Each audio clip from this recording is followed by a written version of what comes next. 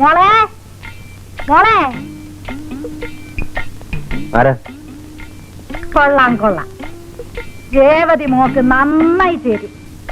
ഒത്ത പൊക്കം, പൊക്കത്തിനൊത്ത തടി, തടിക്കൊത്ത നിറം. എനിക്കിഷ്ടപ്പെട്ടു. രേവതി മോടെ മനസ്സുപോലെ തന്നെ കിട്ടി. ആരാ മനസ്സിലായില്ല? പങ്കി വല്യമ്മ. നിങ്ങളായിരുന്നോ? എവിടെയായിരുന്നു അജ്ഞാതവാസം? എന്നാലും എന്റെ മക്കളെ, വീട്ടിൽ ചെന്നപ്പോഴാ അറിഞ്ഞത് ഇരട്ട കുഞ്ഞുങ്ങളുടെ കല്യാണം കഴിഞ്ഞെന്ന്. ഒരെഴുത്തെനിക്ക് അയച്ചില്ലല്ലോ. ഒരാഴ്ച മുമ്പേ ഞാൻ വന്ന് നിൽക്കത്തില്ലയോ?